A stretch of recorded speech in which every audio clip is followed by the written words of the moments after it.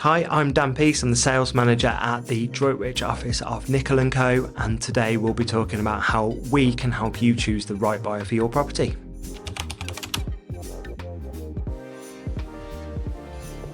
Okay, so I think it's really easy sometimes to be wowed by a figure, but part of selling the property is to look at the whole process and how that will pan out from start to finish.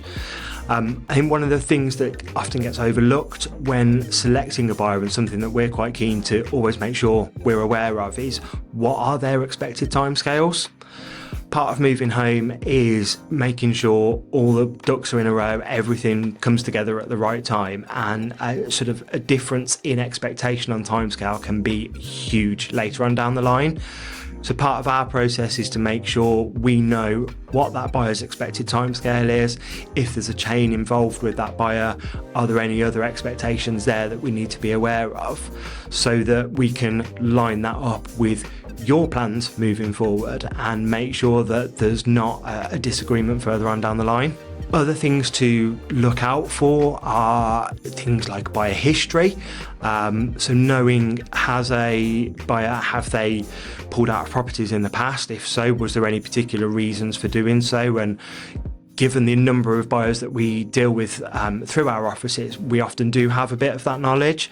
So making sure that as the seller, you're aware of how that buyer is likely to behave. That can come down to things like if they pulled out due to a survey on a property that most people perhaps would have carried on with, then maybe a property with a bit more work to do isn't one that they're likely to proceed with. So having that sort of knowledge to be able to guide the seller as to whether they are indeed the right buyer for the property.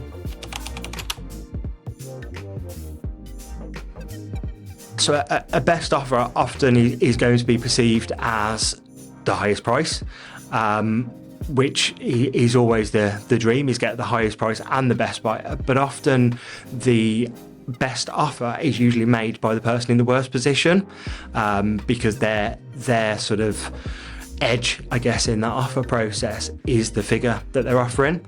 The best buyer is going to be the one who is in the best financial position, maybe, so have a stronger deposit, a better chance of being able to achieve the borrowing that they need to, perhaps a smaller chain behind them. So a chain of 5 people is 5 more chances for something to go wrong. So limiting that where possible will give you a sort of more chance of success with the sale. And also that buyer's motivation, I think, is also really important. So is it just one of 10 properties that they've offered on, or are they really, really keen to purchase your property? They will behave in different ways as we move through the process, and finding that best buyer is going to be a combination of all of those things, but ultimately you want them in the best position, the best motivation reasons, and also perhaps the smallest chain.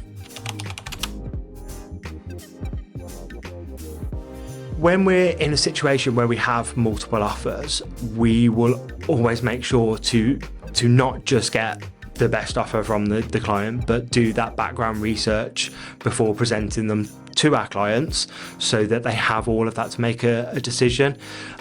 We will talk those through with our clients so that they're aware of each buyer, who they are, where they're coming from, what the situation is, what do their finances look like.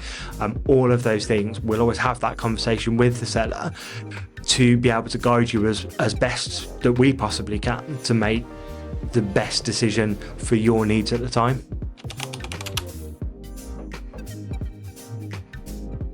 We recently had a property that had, off the top of my head, if I recall, it was 11 offering parties on it, and we did go down to best and final offers to try and sort of level out where everybody was at. The clients there had found a property that they were interested in, and they were keen to be able to secure that.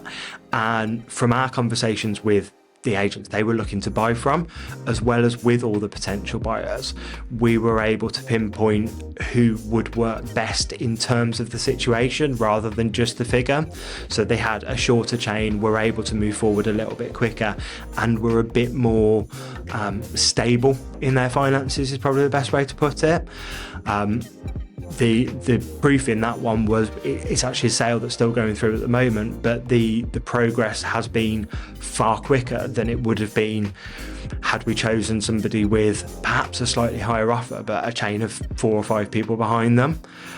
So they're at a point where they probably will move well within the average national timescales, which is what our sellers onward required from them.